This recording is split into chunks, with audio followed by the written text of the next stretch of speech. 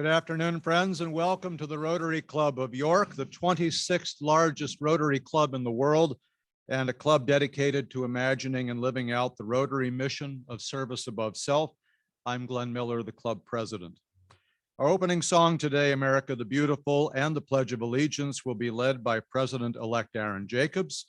Our invocation will be led by Steve Feldman, and our visitors and visiting Rotarians will be introduced by Michael Haiti. Please take a moment now to silence your electronic devices. Thank you, President Glenn. Rotarians, please join me. Oh, beautiful for spacious skies, for amber waves of grain, for purple mountain majesties above the fruited plain. America, America, God shed his grace on thee and crowned thy good with brotherhood from sea to shining sea. I pledge allegiance to the flag of the United States of America and to the republic for which it stands, one nation under God, indivisible, with liberty and justice for all.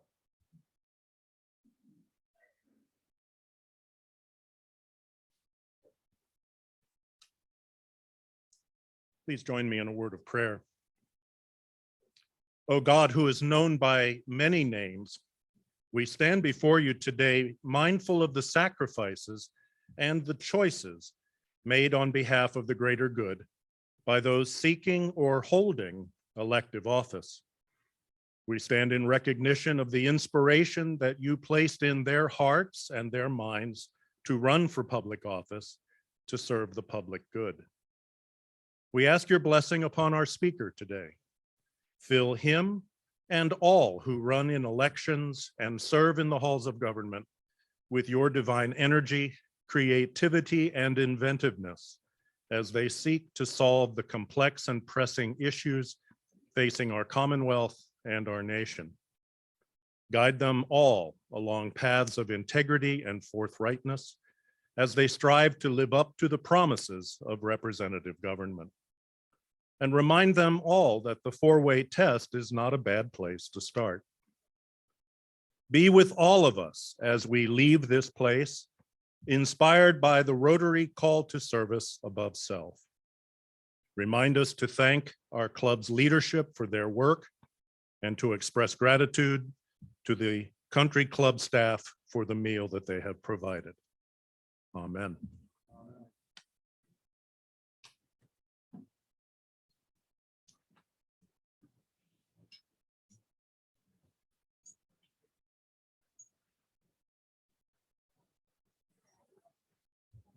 Good afternoon. As we introduce our guest today, please stand and stay standing until Reverend President Glenn welcomes you. So we have Joanne Bankos, York East, Charles Stein, York East, and District Governor nominee Paul Thompson, Rotary Club of Hershey. And now I got off easy today since we have 61 guests. We're going to ask all guests to rise and stand until President Glenn can greet you.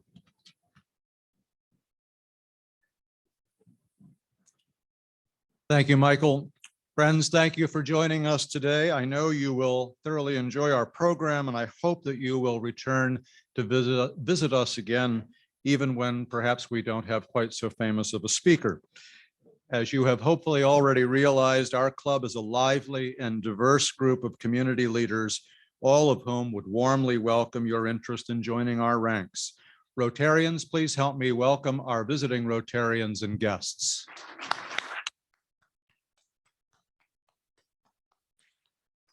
You may be seated.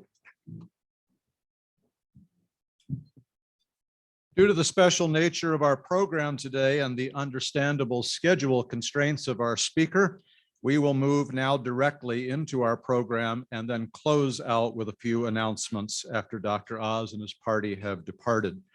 Before we get started, I want to be very clear that the Rotary Club of York is and always has been a bipartisan, nonpartisan organization.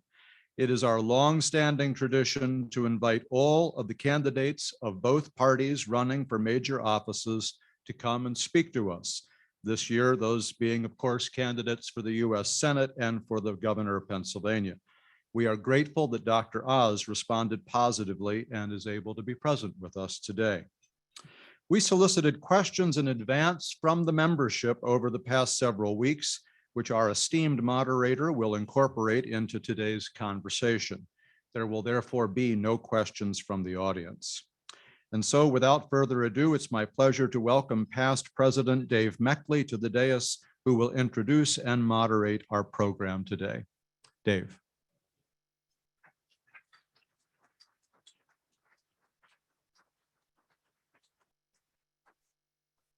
Thank you very much.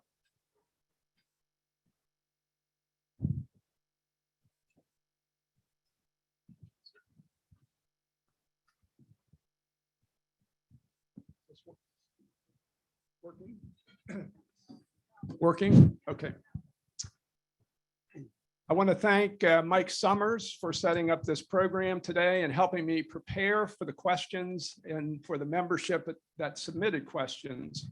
In the spirit of Rotary's four-way tests, our political programs are designed to seek the truth and be fair to all.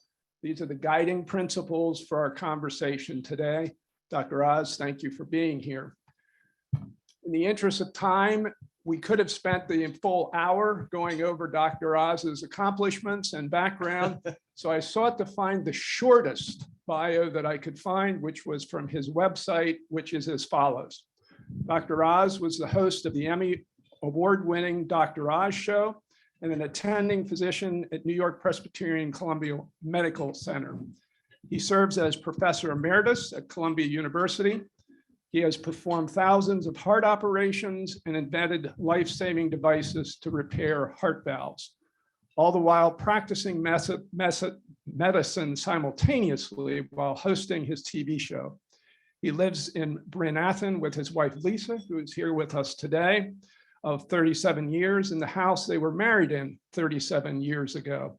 Today, together, they've raised 4 children and 4 grandchildren. So let's welcome Dr. Oz and his wife. Thank you very much. Would you like to make some opening remarks? Well, I came for the food. Let me share a little bit about my personal background. I'll make it succinct, but it does color the discussion we're going to have.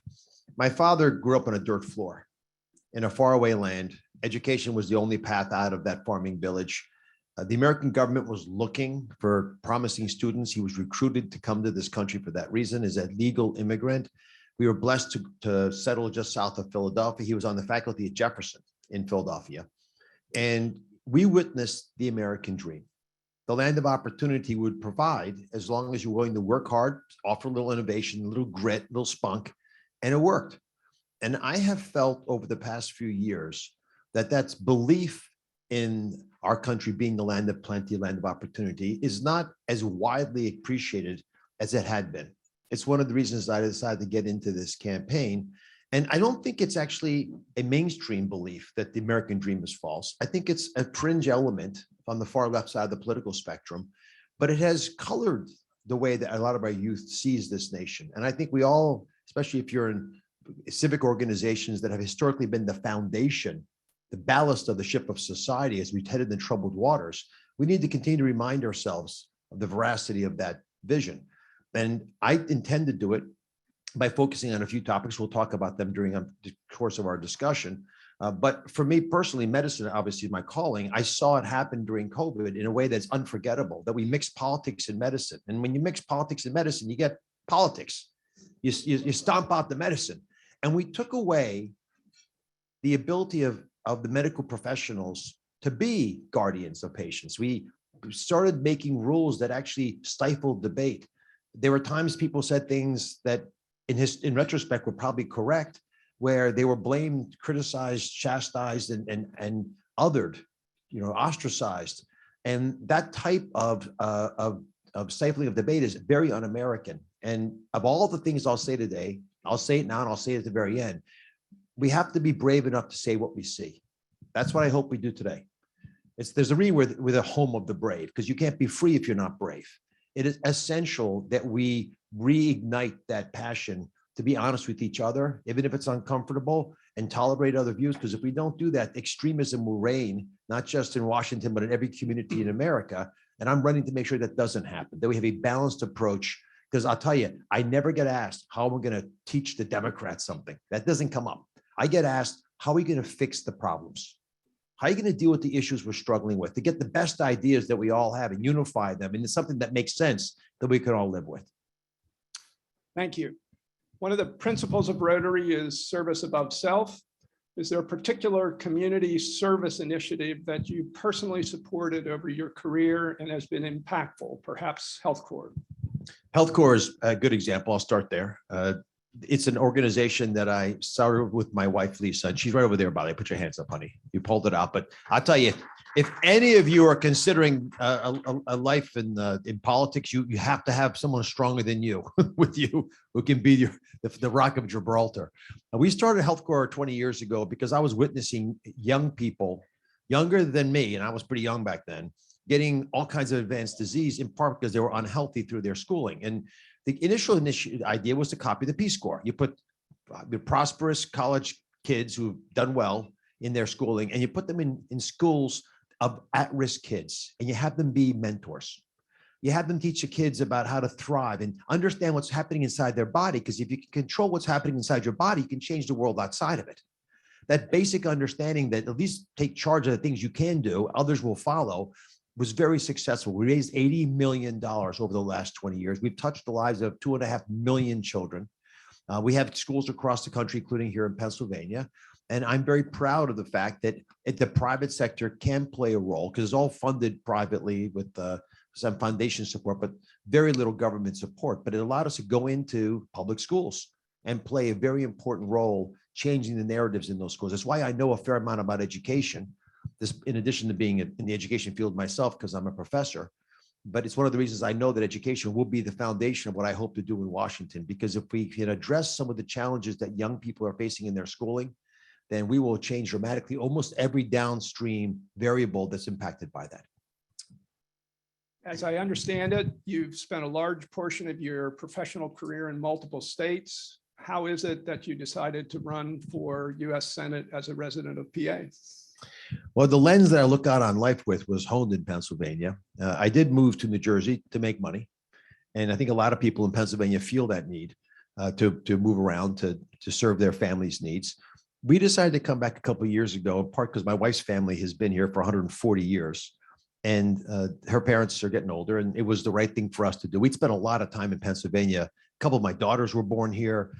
We have always treasured that this was the state we would end our lives in. So when we came back a couple of years ago, and then the Senate seat became available, it seemed like the right time to play a role in ensuring that the Commonwealth of Pennsylvania was represented by someone who shared the values of those individuals. I think this is an interesting attack that has been waged at me.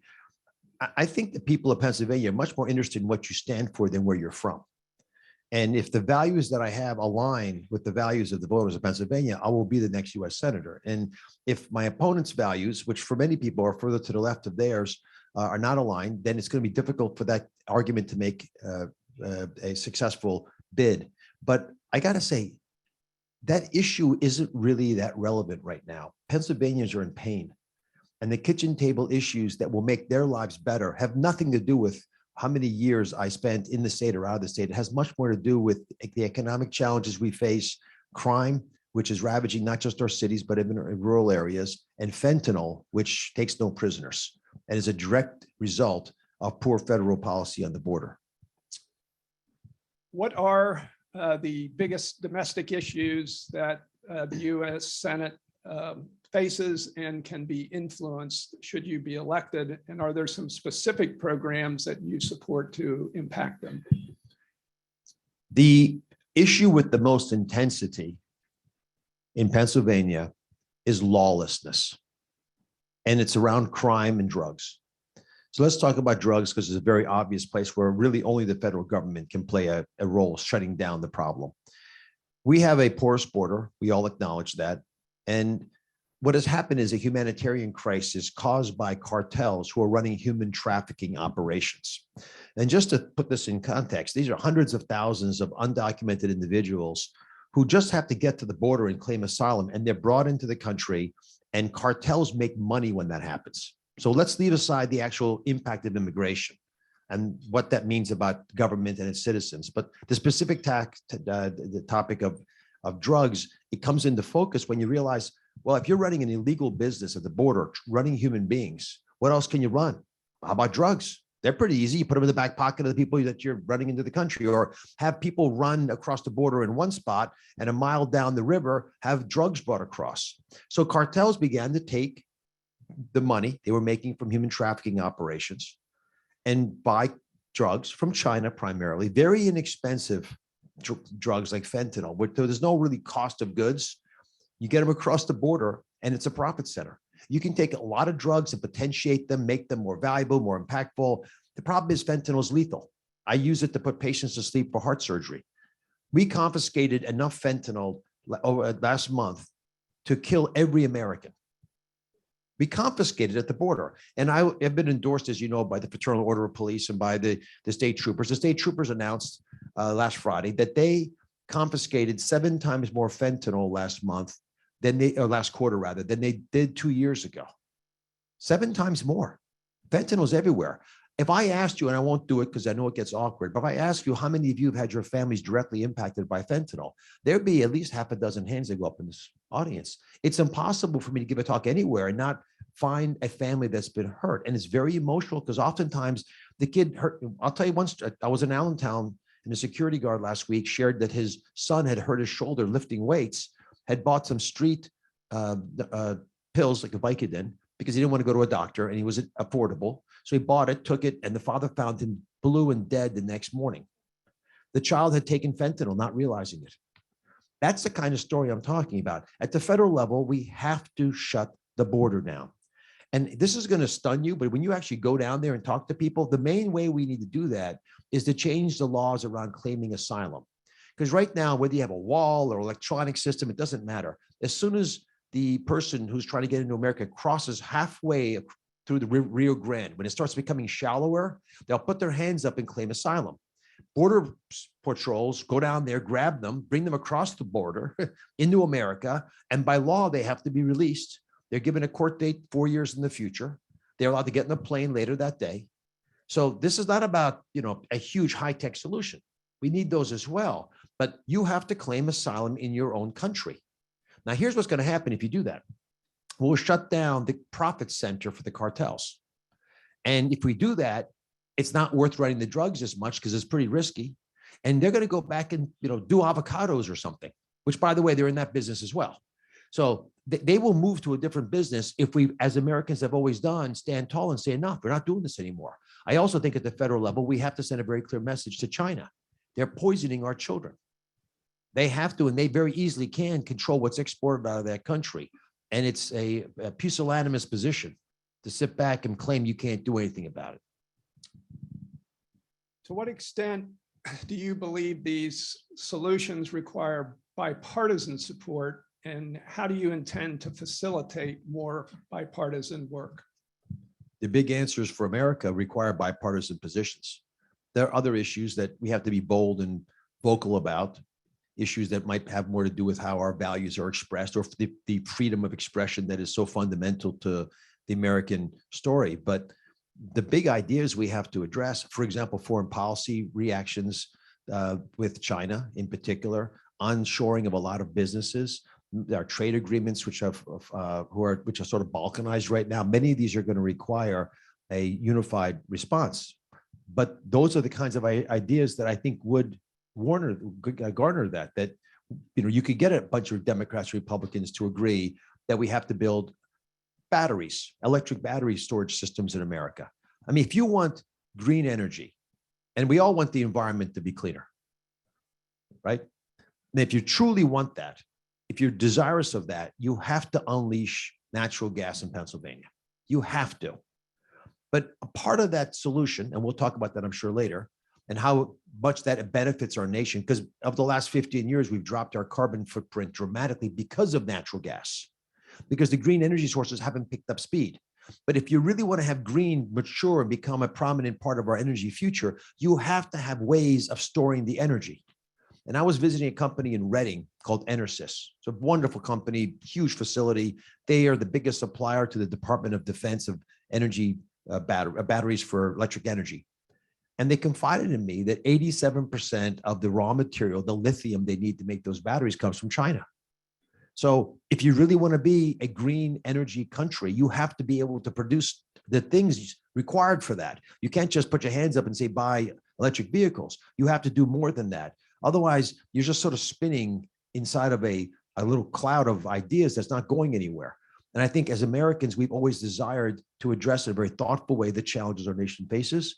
That's a good example where you get bipartisan support. If we were to actually figure out ways of mining our own lithium, which we have in America, or achieving relationships with countries that have access to this important mineral, then we could actually leap forward in green energy. Otherwise, no one's going anywhere. What do you see in Pennsylvania's economy and environment that make it unique in the nation? And how would that shape your advocacy for Pennsylvania? We have perhaps the most important raw material, energy, at very high amounts.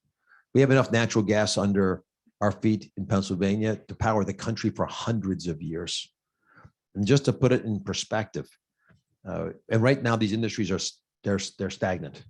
No one's investing because they're being told they're bad people, that the banks aren't going to finance them, that the government's going to potentially at the last second rip out the rug from under them if they're building a pipeline. They have no protection from frivolous litigation, so they're not moving. But I'll put it in this way, in this context. If we could export our natural gas from here in Pennsylvania to other countries so they could replace what they're currently burning, it will be the equivalent for the next 20 years, every single year, of electrifying every vehicle in this country, plus putting a solar panel on every roof, residential roof in the country, plus doubling wind energy production. All three of those things every year for 20 years. Now, would that be good for the environment? And think of how much money that would bring to the people of Pennsylvania. You'd have workers in trades building these pipelines and facilities. You have the landowners leasing their land for the natural gas facilities. We make a lot of money here, but we also are able to export natural gas. If we could build a facility, for example, in Philadelphia or south of Philly, you'd be able to bring a lot York. Or York. Yeah, you could bring it here. York, yes, you absolutely could. And York's going to be on the path no matter where we go. It's going to, the roads lead through York. But the ability to do that provides billions of dollars of taxable revenue, creates tens of thousands of high quality trade jobs. And we get to actually become and remain a world player at a time when the world desperately needs us. So the Europeans are not going to be paying $10 a gallon of gas if they have our energy to offset what they're suffering through. But this winter, they don't have our energy. And the inflation that hurts all Americans is driven maybe a third of it by energy pricing. Normally, energy pricing is a commodity. It's pretty reflexive, right? Responsive. If energy prices go up, they produce more of it until the energy prices drop and they produce less of it. That's how markets are supposed to work. We don't let that market work anymore. There's been an ideological block against carbon-based fuel, and it's wrong because it hurts people at the different levels I've described, but it's scientifically invalid. We can't do what the Green New Deal is promised to do. It's not possible. So, but what we could do is move towards green energy sources, but we have to use other sources now. And if the ideology blocks a percentage of the far left political spectrum, it doesn't have to block the people in the middle.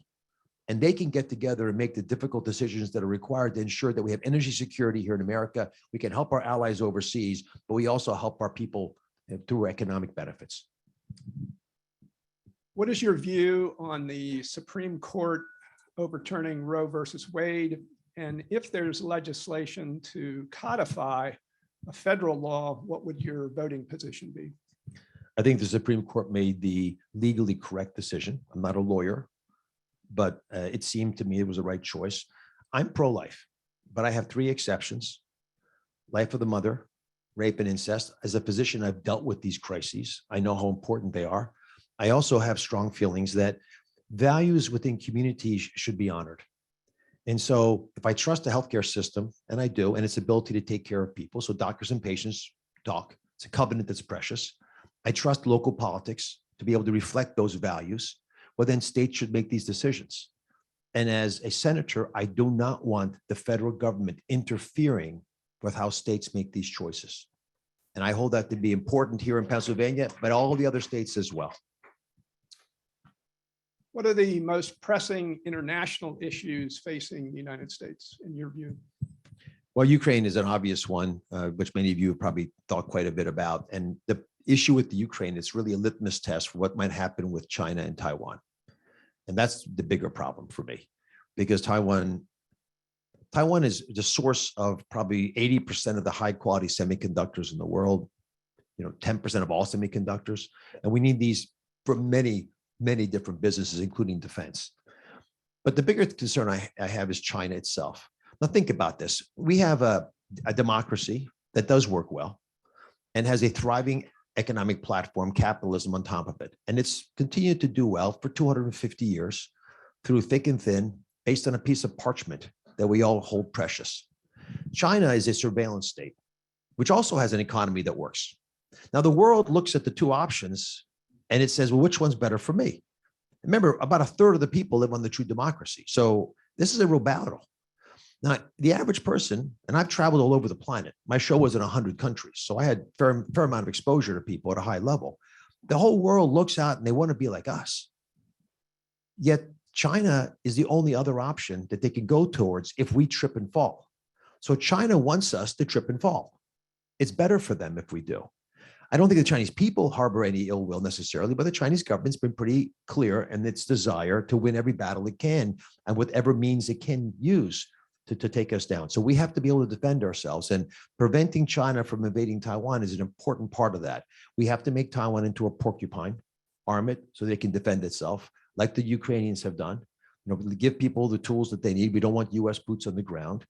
But there's something bigger than this in China, because the Xi will condition his people to think what he wants them to think. So it's important that we watch what they're saying in China. And 70% of adults in China think they should invade Taiwan. So they've already been conditioned to think it's okay. If we don't deal forcefully into Ukraine, it makes it much more possible that Xi might be emboldened to take aggressive steps in the Pacific that puts Japan, Australia, and a lot of other allies at risk. And we want to be able to protect them at the same time. But they want to be on our team. I was doing a TV show once in Singapore. Singapore is an interesting country because they had to merge together very different, culturally different groups with ethnic differences. And the guy who was the main anchor said, will you please take care of America? And I said, well, I love my country, but why do you care about America so much? He said, because we're always fighting amongst ourselves here. And sometimes I fear we're going to break apart. But then someone wisely says, look over there, those Americans, they figured it out. If they can get it, we can get it. The reason that we are the shining city on the hill, as Reagan described this, is in part because when you're on a hill, everyone can see you. Everyone is watching us. What we do in the United States signals how the rest of the world can act. So elections like the ones we're having now are really vital, and the policies we adopt because of our elections are a clear barometer of what the world should be doing as it tries to address some of its challenges. And could you elaborate a little bit more on being a little bit more aggressive with the Ukraine situation? Well, I don't think we should have boots on the ground, but thankfully the Ukrainians are fighting valiantly for themselves. I do think continuing to arm them makes sense. We have a big defense industry. I was in Johnstown yesterday, where there's a big defense business. I mentioned Reading earlier. Pennsylvania has a lot of business in defense, and much of what we're giving to the Ukraine is in kind. It's materials we build here that let them defend themselves. And I think those are worth us continuing to support them with. We don't want to just write big checks and hope it works out well. We want to very clearly audit everything that's going down. But you have to agree that the Ukrainians are fighting well. I also think we want to keep the rest of the world stable. So I do believe the Abraham Accords were a very smart move. One of the reasons that I've been strongly endorsed by, for example, the Republican Jewish Coalition Association, is that they like the idea that a secular Muslim can support Israel, and so can a Christian, and so can a Jew. And we want to have those kinds of linkages that ensure that the world moves in a safer place. And I think what's happened in the Middle East is a positive sign that that's possible. There's other places like that. but I am laser focused on China because I think they are probably the biggest threat to us right now. My last question for you before we give you an opportunity for some closing remarks. If you were elected to the US Senate and we were fortunate enough to have you come back to the Rotary Club 5 years from now, are there a few specific legislative changes you would be able to report that the Senate has accomplished? I think there'll be quite a few. The issues that I will focus on are healthcare, which we haven't talked about much. So maybe I'll give you a little tidbit of that, and education. And again, both of which I know very well. I went to business school at Wharton when I was in medical school because I was interested in healthcare finance. And I realized how important it is to providing affordable care to all Americans, which I think is vital for the well-being of our society. It's also the right thing to do as Americans. The biggest gap that I see in healthcare is that we're perfectly willing to try to pay everything, but we don't insist on value. And if you don't get value from what you're paying for, you're being taken advantage of, but ultimately it's not sustainable. So as an example, the most expensive thing in medicine is bad medicine. So if everyone has a coach, doctor, health advocate, somebody that actually understands the healthcare system, that is their first call when they hurt their back, that person becomes their coach through the system. We don't actually embrace and endorse that approach for the general public. So we end up running very inefficient systems that are very expensive. Medicaid, for example, is probably 90% of welfare budgets. It's gargantuan because people don't get paid much. It's sort of a balkanized system. You know, every state's doing a little differently. And oftentimes, because the quality of care is not very good, you end up with more complications than you normally would have, and you got to pay to fix those complications. So I think we could have a healthcare system that is much more efficient in how it drives value, in part by giving people their own doctors, using technologies to assist people with transparency, making choices about what tests are getting when and how much. There's also things we can do with the pharmaceutical industry, which right now charges a lot, but it also costs them a lot to develop drugs. And much of what they do is made more expensive by the bureaucracy around it. So for example, if we at a federal government level said, we're going to create these groups of medical centers, they're going to do clinical trials a lot more quickly and very rapidly figure out if these drugs work or not and stop using them if they don't. But if they do work, quickly get them to market. Well, that could shave off the usual rates of success. Right now, it's 1 in 20 medications succeeds, but we're all paying for the other 19, even though we never get benefit from them because someone's got to pay for the experiments and and the research. So we can make that 1 in 10 maybe. And that would dramatically drop the cost of medications. And we would expect and insist that that money comes back to the American people. So I'd love to push on those kinds of initiatives. In education, I'm going to float an idea by you. The same way we in Pennsylvania have an opportunity to put money from our taxes into accounts that parents can use for their own school choice decisions. We could do that at the federal level in a much bigger way with federal tax dollars that we could assign to that purpose of letting parents of at-risk children choose different types of schooling for their kids. And many parents would choose parochial schools. And I'll just give you the numbers in Philadelphia. I don't know them here in York. In Philadelphia, there's 32,000 kids in the K-8 system. They almost all read at grade level. They have a very high graduation rate, and they get a pretty robust education. The Archdiocese has said they could take twice as many kids. So that's 32,000 more children, K-8, that we could help if we were able to get some of these tax dollars pushed back to the states to subsidize these efforts. That's a really, really smart investment because it costs only $4,000 for the Archdiocese to teach a child. That's a lot less than we're paying right now for the public school system, and we're not getting much money. This is a shocking statistic in Philadelphia. 30 of the third graders, 30% read at grade level. I mean, they're already behind by third grade. It's hard to catch up. On behalf of the York community, we want to thank you. We respect your challenging time schedule today. You have some closing remarks before we end our program. Well, before I forget, we're doing the Sean Hannity show here tonight at around 4 o'clock, 3:34. And so, Andrew, or someone can maybe send out a link. Andrew's in the front. You can pester him. If you or your friends want to go, we'll try to get as many seats as we can. It's going to be a pretty packed affair, but Tim Scott's coming up to be supportive from South Carolina. Tom Cotton's coming back. He was with me on Monday in Pittsburgh. He's coming back as well to be on the show. Newt Gingrich will be here. So it's going to be a fun affair, and you don't have to travel far to get there. Let me give you some thoughts. that I think might be beneficial. And I don't know how many of you Republicans and Democrats, it doesn't matter, frankly, because this is a campaign about the future of our state. And we both parties have to be involved, and we want as many people trying to find balance through this process as feasible. The argument that I have been making, because there's so many ads out there and there's so much confusion, some of it done on purpose to muddy the water so people have a tough time making a final choice. But the ultimate decision comes down to three factors: the economy, crime, and the border. Those three topics, when we speak about them, tend to get people pretty worked up because they're the three issues that are their kitchen table issues. And when I touch on those topics, my positions on them are pretty rock solid, and my opponents not so much. So it does benefit my campaign, but it also happens to be what I'm asked about the most on the campaign trail. When we survey large groups, and it's been done by me and many other groups, those are the three topics that come up as the dominant ones. So this election will turn on those three issues. Once again, it's about the economy, crime, and the border. Now, when we talk about those three topics, people would start to solidify a view of what they want to represent them. But it all comes together in one key question. And here it is. Are you happy with the direction the country is going? Now, if the person says yes, you should probably confiscate their car keys. They should not be driving in that condition. If they say no, and statistically 70% will, then it is important, I think, if you want to help, to highlight the fact that I stand for change, that I have a deep belief in the American dream, still being alive, because I'm an embodiment of it. I believe that we can balance our budget without spending our kids' money recklessly. I firmly believe we can have an all of the above energy policy that protects our environment.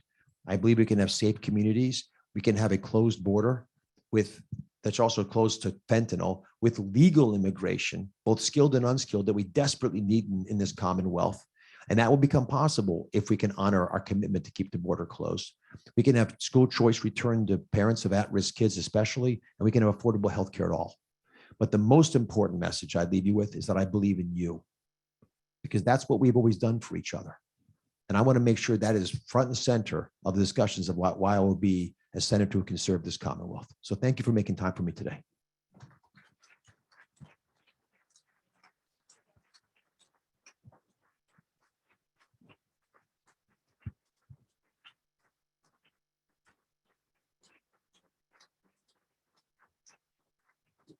My campaign staff is going crazy over there. If any of you, these are expensive campaigns. My wife and I put in tens of millions of dollars personally. Others have put money in. But if any of you have any desire to participate, droz.com is the best place to support us so we can make sure our message is heard widely. God bless you all. droz.com.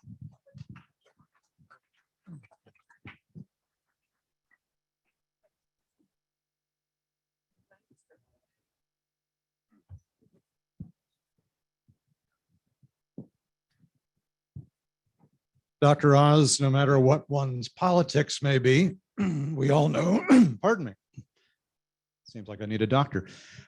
We all know that the desire for public service is a noble desire, and that doing so, if and when elected, is one of the most challenging undertakings in our society. We commend you for your desire to serve our state, and we thank you very sincerely for taking the time to be here with us today. In honor of his visit, Dr. Oz has signed the book plate, Two Little Trains, Republican and Democrat. No, that's not the title. Two Little Trains by Margaret Weiss Brown, which will be donated to the York Day at York Tech School. Thank you very, very much. And now I will continue with just a few announcements that would have normally come at the beginning of our program.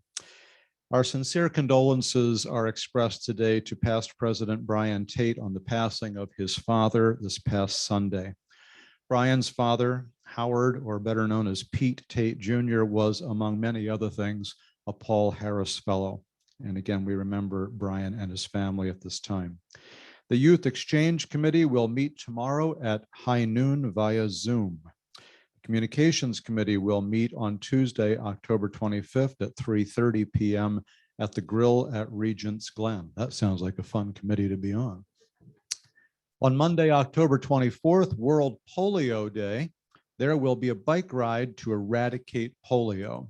yes, polio is still something that Rotary International is working tirelessly on to completely eradicate. Bike riders will assemble at 4 p.m. at Leadership Harrisburg on Front Street. Past President Al Sykes is planning to ride and invites fellow club members to join him. Reach out to Al if you are interested. And finally, in the announcements, a reminder again of the free program to which all of you are invited, inaugurating the Graham Center for Collaborative Innovation at York College. Cards with information about that are at your tables. Please see Jeff Bermulin or myself for any questions or information on that program. Next week, we will hear from Boaz Div, the director of the Holocaust, Genocide, and Human Rights Education Initiative out of Penn State. This initiative helps educators teach difficult topics such as the Holocaust at a time when the need for such instructional support is greater than ever. The initiative recently completed a pilot year, which included a partnership with the Red Lion School District here in York County. Around the state, the initiative has gone from 1 to 6 district partnerships and is exploring collaborating with a half dozen more. Our closing quote for today: imagination will often carry us to worlds that never were, but without it, we go nowhere. And that's from Carl Sagan. Friends, thank you for being here today. This meeting is adjourned.